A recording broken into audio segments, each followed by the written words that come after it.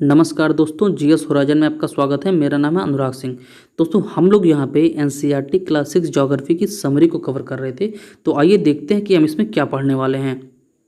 देखिए, हम आज जिस पे बात करेंगे वो है यूनिट 6, पृथ्वी के स्थल रूप। तो हम इसमें देखेंगे कि हमारी पृथ्वी पे कौन कौन से ऐसे स्थल रूप हैं, ठीक है, इनका निर्माण कैसे हुआ है, कौन कौन से ऐसे फोर्स हैं जिसके द्वारा इन स्थल रूपों का निर्माण होता है। देखिए, अगर हम बात करें पृथ्वी की, तो हमारी पृथ्वी जो हमें समतल दिखाई तो देती है, लेकिन ये समतल है नहीं, ठीक है। ये हमारी पृथ्वी, हमें अगर घर में बैठे हैं तो हमें दिखाई देगा, तो हमारा ये जो फर्श रहता है, या फिर हम बाहर हैं तो हमारे जो फील्ड मैदान है जहाँ पे हम क्रिकेट खेलते हैं या फुटबॉल, बहुत सारे ऐसे जगह हैं जो हमें समतल दिखाई देते हैं। यह एक बहुत ही छोटे लेवल पे है। लेकिन अगर हम पृथ्वी का एक बहुत वृहद अध्ययन करें, पृथ्वी के स्थलरूप को देखें, तो हमारी पृथ्वी हर जगह एक समान नहीं है, ठीक है। इस पे बहुत ही ज़्यादा विविधता पाई जाती है स्थल रूपों में। इस पे असंख्य स्थल रूप हैं और यहाँ पे कुछ भाग बहुत ऊंचे हैं और कुछ भाग बहुत नीचे हैं। अगर हम बात करें माउंटेन एवरेस्ट की, ठीक है, अगर हम मान लीजिए हमारा सरफेस है, सी लेवल है, तो अगर हम बात करें सी लेवल से ऊपर जाएँ तो हमारा माउंटेन एवरेस्ट मिलेगा यहाँ पे, जिसकी ऊंचाई है 8,850 मीटर। और इसी सी लेवल से अगर हम नीचे जाएँ तो हमें मिलेगा मेरियाना ट्रेंच, जिसकी गहराई अगर हम देखें तो वह लगभग 11,000 मीटर है। तो इस तरह से इनकी ऊंचाई और गहराइयों में काफ़ी विविधता पाई जाती है। देखिए, अगर हम बात करें इनका निर्माण कैसे होता है, ठीक है, कौन कौन से ऐसे फोर्स हैं जिसके द्वारा इन स्थल रूपों का निर्माण होता है, तो उसमें मुख्यतः दो आता है। एक है पृथ्वी की आंतरिक प्रक्रिया या पृथ्वी का इंटरनल फोर्स, दूसरे है पृथ्वी की बाह्य प्रक्रिया, एक्सटर्नल प्रोसेस और एक्सटर्नल फोर्स। तो यहाँ पे दो फोर्स हैं, ठीक है, या दो प्रक्रियाएं हैं। पहला देखिए, अगर हम बात करें पृथ्वी की आंतरिक प्रक्रिया की, देखिए आज हम इसमें नहीं जाएंगे कि पृथ्वी की आंतरिक प्रक्रिया में क्या होता है, कैसे प्लेटों का मूवमेंट होता है, कैसे टेक्टोनिक गतिविधियां होती हैं, प्लेट क्या होता है। तो आज हम प्लेट और टेक्टोनिक गतिविधियों पर चर्चा न करते हुए केवल इतना समझते हैं कि पृथ्वी के अंदर बहुत सारी ऐसी गतिविधियां होती हैं जिसके द्वारा क्या होता है कि पृथ्वी का जो सरफेस है, ठीक है, यह कहीं बहुत नीचे धंस जाता है और कहीं क्या होता है, बहुत ज़्यादा उठ जाता है। तो इसके द्वारा कुछ स्थल रूपों का निर्माण हो जाता है। तो उसे ही हम कहते हैं पृथ्वी की आंतरिक प्रक्रिया के द्वारा इन स्थल रूपों का निर्माण होता है। दूसरा क्या है, बाह्य प्रक्रिया, एक्सटर्नल प्रोसेस। देखिए, बाह्य प्रक्रिया क्या होता है कि पहली, ठीक है, इस पहली प्रक्रिया के द्वारा जो पृथ्वी की आंतरिक प्रक्रिया थी, इसके द्वारा जिन स्थल रूपों का निर्माण हुआ, मान लीजिए इस स्थल रूप का निर्माण हुआ, तो इस स्थल रूपों पे बहुत एक्सटर्नल फोर्सेस के द्वारा, ठीक है, इसमें टूट फूट के द्वारा इसकी जो आकृति है, इसकी जो शेप है, वह परिवर्तन हो जाती है। और इसमें जो टूट फूट के कहीं इसका अवसादीकरण होगा, कहीं इसका डिपोजिशन होगा, उसके द्वारा एक नए स्थल रूप का निर्माण हो जाता है। तो इसे ही हम कहते हैं वायु प्रक्रिया। यहाँ पे वही लिखा हुआ है कि स्थल के लगातार टूटने की प्रक्रिया, ठीक है, स्थल के लगातार टूटने की प्रक्रिया से नए नए स्थल रूपों का निर्माण होता रहता है। इसे अनाच्छादन की क्रिया सम्मिलित रहती है। मतलब इसमें एक्सटर्नल जो प्रोसेस है, इसमें जो है अनाच्छादन की क्रिया सम्मिलित रहती है। तो आइए हम देखते हैं कि अनाच्छादन क्या है। देखिए, अगर कोई चट्टान है, किसी चट्टान के अपने स्थान पर टूटने की क्रिया को अपक्षय कहते हैं, तथा जब इसके टूटे हुए भाग का परिवहन होने लगता है तब उसे अपरदन कहते हैं। और इन दोनों के सम्मिलित रूप को हम अनाच्छादन कहते हैं। तो देखिए, इस डिफिनेशन में मुख्यतः 3 कीवर्ड हैं। तो हम देखते हैं कि कौन कौन से कीवर्ड हैं। देखिए, जो पहला है वह है कि चट्टानों के अपने स्थान पर टूटने। यहाँ पे जो पहला कीवर्ड है यही है कि अपने स्थान पर टूटने। यहाँ पे यही है कीवर्ड, अपने स्थान पर टूटने, ठीक है, इसी को हम अपक्षय बोल देंगे। और दूसरा कीवर्ड हमारा क्या है कि जब इनका परिवहन होने लगे, मतलब ट्रांसपोर्टेशन। तो हमारा दूसरा जो कीवर्ड होगा वो होगा ट्रांसपोर्टेशन। तो दूसरा कीवर्ड ट्रांसपोर्टेशन अगर आया तो वह हो जाएगा अपर्दन। और तीसरा कीवर्ड क्या है कि इन दोनों का जो सम्मिलित रूप है वह अनाच्छादन है।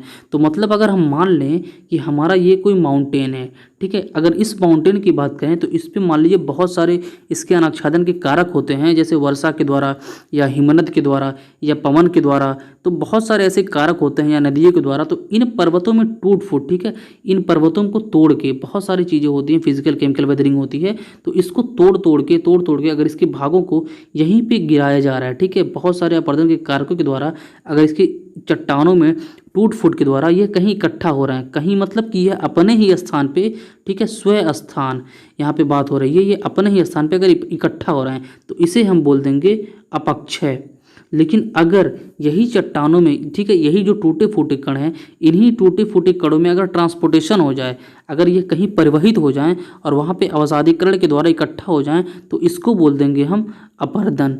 और इस अपक्षय और अपरदन दोनों को सम्मिलित रूप से बोल देंगे अनाच्छादन।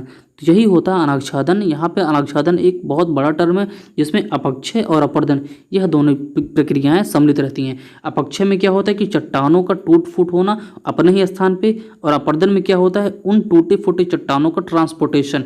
यहाँ पे ट्रांसपोर्टेशन शब्द काफ़ी इंपॉर्टेंट है, परिवहन शब्द काफ़ी इंपॉर्टेंट है। अगर परिवहन नहीं होगा तो अपरदन नहीं होगा, और अपक्षय और अपरदन दोनों को सम्मिलित रूप से हम अनाच्छादन कहते हैं। तो आइए बात करते हैं पर्वत की। हम जिस स्थल रूप की बात कर रहे हैं सबसे पहले वो है पर्वत। पर्वत हम किसे कहेंगे? देखिए पर्वत क्या होता है कि पृथ्वी की सतह की प्राकृतिक ऊंचाई। अगर हम मान लें यह पृथ्वी का सरफेस है तो हम इस पृथ्वी के सरफेस पे बहुत ऊंची ऊंची बिल्डिंग और इमारत तो बना सकते हैं, लेकिन इसकी जो प्राकृतिक ऊंचाई है उसे ही हम पर्वत कहते हैं। यहाँ पे मान लीजिए पृथ्वी का कोई भाग बहुत ऊंचा है, ठीक है, उसके वो प्रकृति ने उसे ऊंचा किया है तो उसे हम कह देंगे यह पर्वत है। इसका शिखर जो है छोटा होता है और आधार काफ़ी चौड़ा, जैसा कि हम तस्वीर में देख रहे हैं कि यहाँ पे इसका जो शिखर है, ठीक है, यह शंक्वाकार है, लेकिन अगर हम आधार की बात करें तो यह काफ़ी चौड़ा है और आसपास की भूमि से यह बहुत ऊंचे होते हैं। और कभी कभी तो यह इतने ऊंचे हो जाते हैं कि बादलों से भी अधिक इनकी ऊंचाई हो जाती है। मतलब अगर आप यहाँ पे खड़े हैं तो बादल आपको इसके नीचे ही दिखाई देंगे। तो कुछ पर्वत इतने ऊंचे ऊंचे होते हैं कि इनकी ऊंचाई बादलों से भी अधिक हो जाती है। देखिए यह जो पर्वत होते हैं ऐसा नहीं है कि सी लेवल के ऊपर ही पाए जाते हैं, कुछ पर्वत जो है सी लेवल के भीतर भी पाए जाते हैं। जैसे अगर हम बात करें प्रशांत महासागर के हवाई द्वीप के पास स्थित मोनाकी पर्वत की, तो इसकी ऊंचाई 10,000 है। लेकिन हम तो सबसे ज़्यादा यही देखते हैं कि हमारे पृथ्वी पर सबसे ऊंचा पर्वत जो है माउंटेन एवरेस्ट है। तो देखिए अगर हम मान लें कि ये हमारा सी लेवल है, ठीक है, तो सी लेवल से अगर हम सबसे ऊपर जाएं तो यहाँ पे हमारा मिलेगा माउंटेन एवरेस्ट। इसकी ऊंचाई जो है लगभग 8,850 मीटर है। और वहीं पे बात करें मोनाकी पर्वत की तो इसकी गहराई जो है समुद्र में काफ़ी ज़्यादा है, ठीक है। अगर टोटल इसकी ऊंचाई की बात करते हैं तो इसकी टोटल ऊंचाई है लगभग 10,000 मीटर, ठीक है, 10,025 मीटर। लेकिन ये माउंटेन एवरेस्ट से ऊंचा क्यों है? क्योंकि ये इसका अधिकतम भाग जो है समुद्र के अंदर है, ठीक है, इसलिए हमें यह दिखता नहीं है। जो भाग समुद्र के ऊपर है यही भाग हमें दिखाई देता है, तो इसीलिए हम माउंटेन एवरेस्ट को कह देते हैं कि यह सबसे ऊंचा पर्वत है। लेकिन वास्तव में अगर हम बात करें सबसे ऊंचे पर्वत की, अगर सी लेवल को छोड़ दें तो ये हो जाएगा हमारा मोनाकी पर्वत। तो देखिए पर्वत श्रृंखला क्या होती है, ठीक है, हम पर्वत तो देखिए पर्वत क्या होता है। पर्वत जो होता है पृथ्वी की सतह पे किसी भूमि की प्राकृतिक ऊंचाई होती है, ठीक है, और ये आसपास की भूमियों से काफ़ी ऊंचे होते हैं। लेकिन पर्वत श्रृंखला क्या होती है? देखिए जब पर्वत एक सीधी रेखा में, ठीक है, जब पर्वत एक सीधी रेखा के क्रम में व्यवस्थित होते हैं तो उसे हम पर्वत श्रृंखला कहते हैं। जैसे हिमालय व एंडीज, अगर हम एंडीज की बात करें तो यह दक्षिण अमेरिका में अवस्थित है और इसकी जो लंबाई है वह लगभग 7200 किलोमीटर है, ठीक है, तो 7200 किलोमीटर लंबी पर्वत श्रृंखला है एंडीज। और हिमालय की बात करें तो यह एशिया में स्थित है और भारत और नेपाल, ठीक है। तो यही बात होती है कि पर्वत श्रृंखला की जब बात करें तो यह एक सीरीज में होना चाहिए, ठीक है, जितने भी माउंटेन हैं यह एक सीरीज में होने चाहिए, एक लाइन में होनी चाहिए, तो उसे ही हम कह देंगे पर्वत श्रृंखला। आइए देखते हैं कि पर्वतों के कितने प्रकार होते हैं। देखिए पर्वतों के तो वैसे तो बहुत प्रकार होते हैं, लेकिन मुख्यतः अगर हम बात करें तो पर्वतों के मुख्यतः 3 ही प्रकार होते हैं, वलित पर्वत, भ्रंश पर्वत और ज्वालामुखी पर्वत। इसके अलावा भी हमारे पास बन जाते हैं कि एक अवशिष्ट पर्वत आ जाता है, एक कुंभदाकार पर्वत आ जाता है। तो बहुत सारे छोटे छोटे शेप के उनके शेप के आकार पे हम पर्वतों को डिफाइन कर देते हैं, लेकिन मुख्यतः जो पर्वत हैं वह मुख्यतः 3 ही पर्वत हैं, एक है वलित पर्वत, एक है भ्रंश पर्वत और एक है ज्वालामुखी पर्वत। तो आइए सबसे पहले बात करते हैं कि वलित पर्वत क्या है। देखिए वलित पर्वत क्या होता है, इनका निर्माण कैसे होता है। यह पर्वत जो वलित पर्वत होते हैं भूपर्पटी के अवसादों में बड़ी मात्रा में वलन के फलस्वरूप बनते हैं, ठीक है। अगर भूपर्पटी में अवसाद है और उनमें वलन हो गया तो ये पर्वत बन जाएंगे, वलित पर्वतों का निर्माण हो जाएगा। और यह जो है पूरी दुनिया में, पूरे विश्व में बात करें तो यह सबसे नवीनतम पर्वत श्रृंखला है, ठीक है। यहाँ पे हमारे पृथ्वी पर बहुत सारे प्राचीन पर्वत भी हैं और बहुत सारे नवीनतम पर्वत भी हैं। जितने नवीनतम पर्वत हैं वह सारे पर्वत वलित पर्वत ही हैं, ठीक है। और वलित पर्वतों में ही पूरी दुनिया के सबसे ऊंचे ऊंचे शिखर पाए जाते हैं। अगर हम बात करें माउंटेन एवरेस्ट या फिर कंचनजंगा की, या फिर दुनिया के बहुत सारे जो ऊंचे ऊंचे शिखर हैं उनकी बात करें तो यह सारे ऊंचे ऊंचे शिखर केवल वलित पर्वतों के ही पर्वत श्रृंखलाओं में पाए जाते हैं। एग्जाम्पल देखते हैं कि हम इसमें कौन कौन से पर्वत हमारे यहाँ हैं। देखिए यहाँ पे अगर एग्जाम्पल की बात करें तो हिमालय, अल्पाइन पर्वत समूह, रॉकीज, एटलस, पेरेनीज, एपिनाइन, ये बहुत सारे छोटे छोटे पर्वत जो हैं, ठीक है, एपिनाइन और पेरेनीज ये सब छोटे ही पर्वत हैं अगर हम बात करें हिमालय की अपेक्षा। तो ये सारे पर्वत जो हैं, ठीक है, ये सारे वलित पर्वत के एग्जाम्पल हैं। अगर हम बात करें अरावली पर्वत, तो यह कैसा पर्वत है? देखिए अरावली की जब हम बात करते हैं, अगर किसी से आप पूछे कि अरावली पर्वत कैसा पर्वत है, तो लोग इसे अवशिष्ट पर्वत बता देते हैं। यह अवशिष्ट है, मतलब बचा हुआ है। लेकिन किसका बचा हुआ? देखिए अरावली जब अपने युवा अवस्था में था तो अरावली एक वलित पर्वत था, ठीक है, यह अरावली एक वलित पर्वत था। लेकिन आज जो अरावली की स्थिति है, अगर हम अरावली को देखें तो इसमें अनाच्छादन के बहुत सारे कारकों ने काम किया है, अपरदन और अपक्षय के बहुत सारे कारकों ने काम किया है और इसको काट पीट के छोटा कर दिया, ठीक है। इनमें अपरदन और अपक्षय के द्वारा इसकी आकृति जो है बहुत छोटी हो गई है और अब ये एक अवशिष्ट पर्वत के रूप में बचा हुआ है। लेकिन अगर इसकी अरावली की बात करें तो यह दुनिया की सबसे प्राचीनतम वलित पर्वत श्रृंखला है, ठीक है। इसमें अनेक अपनतियां और अभिनतियां पाई जाती हैं। हम देखेंगे कि अपनतियां क्या होती हैं और अभिनतियां क्या होती हैं। देखिए अगर मान लीजिए कि ये हमारा ये मान लीजिए हमारी पृथ्वी का सरफेस है, ठीक है, और इस सरफेस के बीच में यहाँ पे मान लीजिए क्या हुआ कि बहुत सारे सेडिमेंट आ गए हैं, ठीक है, यहाँ पे बहुत सारे अवसाद आ गए हैं। अब मान लीजिए इधर से एक कंप्रेशन फोर्स लग रहा है, यहाँ से भी एक कंप्रेशन फोर्स लग रहा है, मतलब दोनों तरफ से इसके संपीडनात्मक बल कार्य कर रहे हैं। तो इसके बीच वाले पार्ट में, मतलब इस पार्ट में क्या होगा कि वलन उत्पन्न हो जाएगा। और वह वलन कैसे उत्पन्न होगा? देखिए यहाँ से जो फोर्स काम कर रहा है और यहाँ से जो फोर्स काम कर रहा है, यह जो है इसके अवसादों में, यह जो सेडिमेंट हैं, ठीक है, इस सेडिमेंट में क्या होगा कि यहाँ पे इस तरह से अवसाद में, ठीक है, अवसादों में इस तरह से उभार आ जाएगा, ठीक है, इनमें वलन की प्रक्रिया के द्वारा यह उभार आ जाएगा। तो यह संपीडनात्मक बल जो है यही प्रमुख कारक है इनमें वलन में उभार आने का। तो इनके अवसादों में जो उभार आता है, ठीक है, इसी के कारण ये वलन में आ जाते हैं, मतलब वलन हो जाता है इनमें अवसादों में, और इसी के कारण इसे वलित पर्वत कहते हैं। देखिए यहाँ पे जो है अगर हम बात करें कंप्रेशन फोर्स की, तो यहाँ इस साइड से और इस साइड से, इसके दोनों साइड से संपीडनात्मक बल कार्य कर रहे हैं और बीच में ये जो है ये सेडिमेंट है। अब जो यहाँ पे अवसादों में जो यहाँ से इस साइड दूसरी अवस्थिति में यहाँ पे हुआ, तो यहाँ पे क्या है कि फोल्ड हो आ गए हैं, ठीक है, यहाँ पे जो है फोल्डेड शेप आ गया है। तो इसी फोल्डेड शेप के कारण ही वलित पर्वत को फोल्डेड माउंटेन भी कहा जाता है। और यहाँ पे जो ऊपर उठा हुआ भाग है, ठीक है, ये जो ऊपर उठा हुआ भाग है, इस ऊपर उठे हुए भाग को बोलते हैं एंटीक्लाइन, मतलब अपनति। और जो नीचे गिरा हुआ भाग है, इसको बोलते हैं सिंक्लाइन, यानी अभिनति। तो इस तरह से अपनति अभिनति अपनति अभिनति, इसकी एक क्रमिक श्रृंखला चलती रहती है। तो इस प्रकार से हमारे वलित पर्वतों का निर्माण होता है। बात करते हैं कि इनकी अवस्थिति की, ठीक है, विश्व में कैसा इनका वितरण है। तो देखिए ये विश्व के मानचित्र पर इनके वितरण को दिखाया गया है।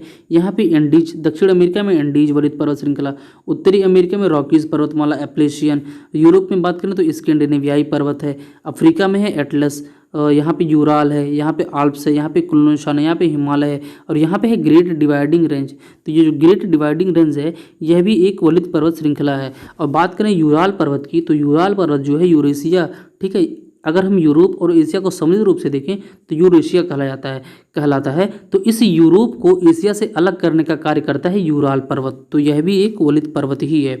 आइए देखते हैं कि भ्रंश पर्वत क्या होता है। देखिए जब पृथ्वी की सतह का एक बड़ा भाग टूट जाता है और ऊर्ध्वाधर रूप से विस्थापित हो जाता है तो उससे भ्रंश पर्वत बनते हैं, ठीक है। ऊपर उठे हुए भाग को हम होस्ट बोल देते हैं और जो भाग नीचे दब जाता है या फिर जो भाग नीचे धंसा हुआ रहता है उसको हम भ्रंश बोल देते हैं।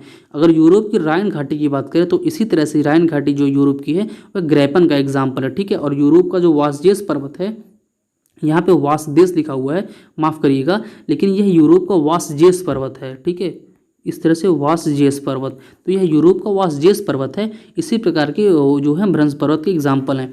तो यहाँ पे दिखाया गया है कि यहाँ पे मान लीजिए पहले पृथ्वी का क्या था कि ये इस तरह से था, ठीक है, ये बीच वाली जो भूमि थी, ये वाला जो पार्ट था, ठीक है, किसी फोर्स के कारण ये नीचे चला गया, इसका नीचे ये ऊर्ध्वाधर रूप से विस्थापित हो गया। अब जब ऊर्ध्वाधर रूप से विस्थापित हो गया तो उससे क्या हुआ कि इसकी जो ये वाले पार्ट थे, ठीक है, ये जो कगार था यह काफ़ी खड़ा कगार हो गया और इसी तरह से इधर भी एक खड़ा कगार हो गया। तो अगर हम यहाँ से देखें तो यह हमें एक माउंटेन की तरह दिखाई देता, फिर यहाँ से अगर देखें तो यह भी हमें एक माउंटेन की तरह दिखाई देगा। और दो माउंटेन के बीच में जो घाटी बन जाती है उसे हम भ्रंश घाटी बोल देते हैं। लेकिन यहाँ पे क्या होगा कि इस वाले पार्ट को जो नीचे धंसा हुआ इसे हम बोलते हैं ग्रैबन, ठीक है, और ऊपर उठे हुए भाग को बोलते हैं हॉस्ट। तो इस प्रकार से हॉस्ट और ग्रैबन ये दोनों भ्रंश पर्वत श्रृंखलाओं में ही उत्पन्न होते हैं, ठीक है। आइए बात करते हैं तीसरा जो पर्वत है हमारा ज्वालामुखी पर्वत। ज्वालामुखी पर्वत का निर्माण कैसे होता है? देखिए ज्वालामुखी प्रक्रियाओं के द्वारा ही इन पर्वतों का निर्माण होता है। जब ज्वालामुखी विस्फोट होता है तो वो अंदर से निकलने वाला जो मैग्मा है वो लावा के रूप रूप में बाहर निकलता है और उसी के जमाव के द्वारा, उसी के सेडिमेंटेशन के द्वारा, उसी के अवसादीकरण के द्वारा इस पर्वतों का निर्माण होता है। अगर हम बात करें अफ्रीका का किलिमंजारो, ठीक है, अफ्रीका के तंजानिया में स्थित है यह किलिमंजारो पर्वत, यह भी एक ज्वालामुखी पर्वत का एग्जाम्पल है। और जापान का फ्यूजियामा की बात करें तो यह भी एक ज्वालामुखी पर्वत का एग्जाम्पल ही है। देखिए यहाँ से क्या हो रहा है कि यहाँ से मैग्मा चैम्बर है, तो इस मैग्मा चैम्बर से जो मैग्मा है वो ऊपर आ रहा है, ठीक है, ऊपर आएगा तो इसके साथ जो है गैस व राखें भी निकलेंगी और बहुत सारा मैग्मा जो है लावा के रूप में बाहर भी आएगा। तो इसी लावा के डिपोजिशन से, ठीक है, इसी लावा के डिपोजिशन से क्या होगा, एक सेप, पर्वत के सेप की आकृति बन जाती है और यह निर्भर करता है कि उस लावा में सिलिका की मात्रा कितनी है, ठीक है। तो उस पर हम नहीं जा रहे हैं कि आज सिलिका की मात्रा एसिडिक, सिलिका की मात्रा कितने से कितने तक होगी तो वो एसिडिक होगा, कितने से कितने तक होगी तो बेसिक होगा। जब हम ज्वालामुखी पे एक अलग लेक्चर लेंगे तो वहाँ पे हम देखेंगे कि ज्वालामुखी कितने प्रकार के होते हैं और कैसे कैसे उनमें जो सिलिका की मात्रा के आधार पर उनके लावा का वर्गीकरण किया गया है। आइए देखते हैं कि मानव के लिए पर्वत क्यों उपयोगी है, ठीक है, हमारे लिए पर्वत इतने ज़्यादा उपयोगी क्यों हो जाते हैं। देखिए अगर बात करें ग्लेशियर की, ग्लेशियर क्या होते हैं, तो ग्लेशियर जो होते हैं ये अच्छे एक जो मीठे जल के स्रोत होते हैं, ठीक है, और यहाँ पे जो होता है मीठा जो जल होता है इन ग्लेशियरों में काफ़ी अधिक मात्रा में इकट्ठा रहता है। तो ये ग्लेशियर पाए कहाँ जाते हैं, ये ग्लेशियर पाए जाते हैं पर्वतों पर ही, ठीक है। तो इसलिए ये ग्लेशियर हमारे लिए काफ़ी इंपॉर्टेंट हो जाते हैं, इसलिए पर्वत भी हमारे लिए काफ़ी इंपॉर्टेंट हो जाते हैं। इन्हीं ग्लेशियरों से जो अनेक नदियाँ निकलती हैं, जैसे अगर हम बात करें गंगा नदी की तो यह गंगोत्री हिमनद से निकलती है और यमुना की बात करें तो यह बंदरपूंछ से। तो इसीलिए बहुत सारी जो नदियाँ हैं, ठीक है, जिनमें हमेशा वर्ष भर पानी भरा रहता है, तो ये सारी नदियाँ भी इन्हीं ग्लेशियरों से होकर निकलती हैं। इसके अलावा जो पर्वत होते हैं वह जलवायु का नियमन करते हैं। आइए देखते हैं कि किस प्रकार से ये पर्वत हमारी जलवायु का नियमन करते हैं। हम एग्जांपल लेते हैं भारत की, तो मान लीजिए हमारा देश है भारत, ठीक है, एक ट्रायंगल के शेप में है हमारे भारत का पेनिनसुला, इन्वर्टेड ट्रायंगल है। तो यहाँ पे अगर मान लें कि ये हमारा माउंटेन है, ठीक, कौन सा माउंटेन है, ये हिमालय है, और यहाँ साइबेरिया से जो पवनें आती हैं, हमारे यहाँ साइबेरिया से आने वाली पवनें, अगर हिमालय पर्वत ना होता तो ये सारी पवनें हमारे यहाँ प्रवेश कर जाती और हमारे यहाँ जो मौसम है काफ़ी ठंडा होता, ठीक है। लेकिन हिमालय पर्वत जो है इनको रोक लेता है, इन हवाओं को रोक लेता है और भारत में प्रवेश नहीं करने देता, इसलिए हमारे यहाँ मौसम जो है काफ़ी अच्छा बन रहता है और मानसूनी जलवायु पाई जाती है। इसके अलावा अगर हम बात करें तो यह मान लीजिए हमारा हिंद महासागर, ठीक है, हिंद महासागर का इंडियन ओशन है, तो यहाँ हिंद महासागर से जो हमारे यहाँ मानसून आता है, ठीक है, वह दक्षिण पश्चिम मानसून की अगर बात करें तो यह दो शाखाओं में आता है। एक शाखा जाती है हमारी अरब सागर की ओर, दूसरी शाखा हमारी जाती है बंगाल की खाड़ी की ओर। तो जो बंगाल की खाड़ी की शाखा है यह जब आगे बढ़ती है तो इसी हिमालय की श्रेणी से टकरा के हमारे मैदानी भागों में वर्षा करती है। तो अगर हिमालय पर्वत ना होता तो ये जो हम बंगाल की खाड़ी की शाखा है यह आगे जाती और आगे जाके निकल जाती और भारत के क्षेत्रों, मैदानी क्षेत्रों में वर्षा नहीं कर पाती। तो इसलिए ये पर्वत हमारे लिए काफ़ी इंपॉर्टेंट हो जाते हैं। इसके अलावा क्या है, इसके अलावा इन पर्वतों में जो वन है, ठीक है, यहाँ से इन पर्वतों में जो वन है यहाँ से अनेक औषधीय वनस्पतियाँ भी प्राप्त होती हैं जो हमारे लिए काफ़ी इंपॉर्टेंट हो जाती हैं। इसके अलावा आजकल अगर आप देखें, आज अगर बात करें तो यहाँ पे जितने भी पर्वत और पर्वत घाटियाँ हैं यहाँ पे काफ़ी अधिक मात्रा में और काफ़ी बेहतरीन यहाँ पे एक अच्छा टूरिस्ट हॉटस्पॉट बन गया है। यहाँ पे आजकल लोग बहुत अधिक मात्रा में पिकनिक या मनाने या छुट्टियाँ मनाने जाते हैं, तो यहाँ पे पैराग्लाइडिंग और रिवर राफ्टिंग करते रहते हैं वहाँ पे जाके। तो इस तरह से हमारे लिए पर्वत जो है काफ़ी इंपॉर्टेंट हो जाते हैं। इसके अलावा भी पर्वतों के बहुत सारे गुण हैं, तो हम आगे उसको देखते रहेंगे।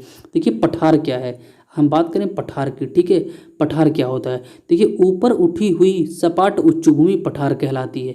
मतलब अगर कोई ऊपर उठी हुई भूमि है और उसकी जो ऊपर का भाग है वह नुकीला ना होकर एक सपाट है, ठीक है, इस तरह से सपाट है, तो हम कह देंगे कि यह पठार है। मतलब ऊपर उठा हुआ उच्च भूमि या ऊपर उठी हुई उच्च भूमि पठार कहलाती है, जो आसपास के क्षेत्रों से ऊंची परंतु पर्वतों से नीची हो तथा इसके ऊपरी भाग जो है वो मेज की आकृति का हो। तो अगर हम मेज देखें तो यह काफ़ी कुछ इस तरह से दिखाई देता है। तो पठार का भी जो ऊपरी भाग होता है वो इसी तरह से ही दिखाई देता है। इनकी ऊंचाई 200 मीटर से लेकर कुछ हज़ार मीटर तक होती है। मतलब अगर हम पठार को देखें तो इसकी मिनिमम ऊंचाई तो 200 मीटर होनी ही चाहिए, 200 मीटर से लेकर कुछ हज़ार मीटर तक। अगर हम बात करें भारत के दक्कन के पठार की तो यह हमारा दक्कन का पठार जो है एक निम्न पठार है। वहीं अगर बात करते हैं तिब्बत के पठार की तो यह काफ़ी उच्च पठार है। मतलब इसकी जो ऊंचाई है समुद्र तल से तिब्बत के पठार की, यह दुनिया का सबसे ऊंचा पठार है, ठीक है। तो इसकी ऊंचाई की बात करें तो यह लगभग 4500 मीटर है। आइए पठार की उपयोगिता देखते हैं कि पठार हमारे लिए क्यों उपयोगी है। देखिए पठारों में जो है खनिजों के प्रचुर भंडार मिलते हैं, ठीक है। जितने भी खनिज हैं, मैक्सिमम के जो खनिजों के जो माइनिंग होती है, जो डिगिंग होती है, वो इन्हीं पठारी क्षेत्रों से होती है। ठीक है, तो यही लिखा गया है यहाँ पे कि पठारों में खनिजों के प्रचुर भंडार होते हैं तथा विश्व के अधिकांश खनन क्षेत्र जो है इन्हीं पत्थरों में अवस्थित होते हैं, इन्हीं पठारों में अवस्थित होते हैं। जैसे अफ्रीका में जो पठार है, ठीक है, वहाँ से सोना व हीरा, अगर हम अफ्रीका की बात करें तो वहाँ पे किम्बरले की जो खान है, वहाँ से सोना और हीरा, इन दोनों की बहुत अधिक मात्रा में माइनिंग की जाती है। इस पर अनेक जलप्रपात भी पाए जाते हैं। जो पठार होते हैं यहाँ पे क्या है कि अनेक जलप्रपात पाए जाते हैं। जैसे अगर हम बात करें भारत के छोटा नागपुर के पठार की, तो यहाँ पे स्वर्णरेखा जो नदी है वह होंड्रू जलप्रपात बनाती है, और कर्नाटक में क्या है, जोग जलप्रपात। तो इस तरह से इन पठारों पे जो है बहुत सारी नदियाँ जो हैं अपने जलप्रपात बनाती रहती हैं। आइए देखते हैं कि मैदान क्या होता है, कि हम किसे मैदान कहेंगे। देखिए, हम लोगों ने देखा कि पर्वत क्या है, उसके बाद देखा हम लोगों ने कि पठार क्या है। अब देखते हैं कि मैदान, हम किसे मैदान कहेंगे। देखिए, समतल भूमि के बड़े भूभाग जो समुद्र तल से 200 मीटर से अधिक ऊंचे नहीं होते हैं, उन्हें हम मैदान कहते हैं। देखिए, कुछ मैदान जो है, ठीक है, मतलब यहाँ पे क्या हुआ कि जो मैदान है उसकी जो बेसिक हाइट है वह 200 मीटर से अधिक नहीं होनी चाहिए। मतलब अगर कोई भूमि 200 मीटर से अधिक ऊंचा हो जा रहा है तो हम यह नहीं कहेंगे कि वह मैदान है। ठीक है, 200 मीटर मिनिमम, मतलब मैक्सिमम इसकी हाइट होनी चाहिए किसी मैदान की, कि मैक्सिमम हाइट कितनी है, वह 200 मीटर ही है। ठीक है, कुछ मैदान जो है समतल होते हैं और कुछ मैदान जो है ऊबड़ खाबड़ होते हैं। ऐसा नहीं है कि दुनिया के जितने प्लेन हैं, दुनिया के जितने मैदान हैं वह सारे समतल ही हों। यहाँ पे कुछ ऊबड़ खाबड़ भी होते हैं और कुछ समतल भी होते हैं। इनका निर्माण कैसे होता है? देखिए, इनका जो निर्माण होता है वह नदियों, जो बड़ी बड़ी हमारी नदियाँ हैं, जैसे गंगा है, ब्रह्मपुत्र है, ठीक है, यमुना है, तो बड़ी बड़ी नदियों और उनके द्वारा उनकी जो सहायिकाएँ हैं, उन दो नदियों और उनकी सहायिकाओं के द्वारा लाए गए अवसादों के निक्षेपण से इन मैदानों का निर्माण होता है। ठीक है, नदियाँ क्या करती हैं? नदियाँ पर्वतों के निचले भाग में अपर्दन करती हैं और इसका निक्षेपण करती रहती हैं, और इसी प्रकार से हमारे मैदान का निर्माण होता रहता है। देखिए, अगर हम बात करें हिमालय पर्वत की, हम अपने एग्जाम्पल लेते हैं कि गंगा ब्रह्मपुत्र या फिर गंगा के मैदान की उत्पत्ति कैसे हुई। देखिए, अगर ये हमारा हिमालय पर्वत है, ठीक है, उत्थान क्रम में जब हमारा हिमालय बना, तो हिमालय बनने के बाद तो गंगा का मैदान तुरंत बन नहीं गया होगा। तो यहाँ पे क्या है कि बहुत सारी गहरी गहरी खाइयाँ थी, इस तरह से हमारे यहाँ खाइयाँ थी, ये हमारा लेवल था। तो धीरे धीरे यहाँ से जो नदियाँ निकल रही थी, उन नदियों के डिपोजिशन के द्वारा यहाँ पे सैंड, सिल्ट, क्ले, ठीक है, या फिर हम कहें बहुत छोटे छोटे जो यहाँ पे फाइन कड़ या फिर बड़े बड़े पत्थर काट काट के इनका डिपोजिशन यहाँ पे सारी नदियों ने कर दिया, और आज हमें यह एक मैदान के रूप में दिखता है। तो इस प्रकार से जितनी भी नदियाँ होती हैं वह पर्वतों के निचले भागों में कटाव करती हैं और उनका निक्षेपण करती हैं। इस प्रकार से इन नदियों के द्वारा मैदानों का निर्माण होता रहता है। आइए बात करते हैं स्थल रूप एवं विविधता की। ठीक है, कि स्थल रूप क्या और विविधता में क्या संबंध होता है। देखिए, कुछ लोग, अगर हम बात करें कि यहाँ पे क्वेश्चन लिखा हुआ है कि पर्वतीय क्षेत्र व मैदानी क्षेत्र के लोगों के जीवन यापन की कठिनाइयों की व सरलताओं की तुलना करें। मतलब जो हमारे यहाँ माउंटेन पे रहते हैं और जो लोग मैदानों में रहते हैं, उनमें क्या कठिनाइयाँ हैं, क्या वहाँ पे आसानियाँ हैं, फिर दोनों की तुलना करना है। देखिए, अगर हम बात करें जो लोग हमारे यहाँ माउंटेन पे रहते हैं, ठीक है, जो लोग पर्वतों पे रहते हैं, वहाँ पे क्या होता है कि वहाँ पे लैंडस्लाइड, मतलब भूस्खलन, फिर या फिर हिमस्खलन या फिर भूकंप, ज्वालामुखी, ये सारी जो प्रक्रियाएँ हैं वहाँ पे काफ़ी अधिक मात्रा में विकसित रहती हैं। ठीक है, अक्सर वहाँ पे टेक्टोनिक गतिविधियों के द्वारा यहाँ पे ये सारी प्रक्रियाएँ होती रहती हैं। वहीं अगर हम बात करें मैदानी क्षेत्र के लोगों की, कि मैदानी क्षेत्र के लोगों का जीवन कैसा होता है, तो ऐसा नहीं कि वहाँ पे भूकंप नहीं आएगा। ठीक है, बड़े बड़े अगर पत्थर पहाड़ों पर टूट रहे हैं तो वह लुढ़कते लुढ़कते मैदानी क्षेत्रों में अवश्य आ ही जाते हैं। ठीक है, जो पर्वतों के गिरिपद होते हैं वहाँ पर यह आ जाते हैं, पर्वतों की पदस्थली में आ जाते हैं। लेकिन अगर हम बात करें कि जो लोग मैदानों में रहते हैं, तो ऐसा नहीं कि मैदानी लोगों के जीवन में समस्याएँ नहीं होती है। यहाँ पर भी बाढ़ और सूखा, ठीक है, इस प्रकार से जो समस्याएँ हैं यहाँ पर भी आती रहती हैं। भूकंप के झटके पूरी पृथ्वी पर कहीं भी लग सकते हैं।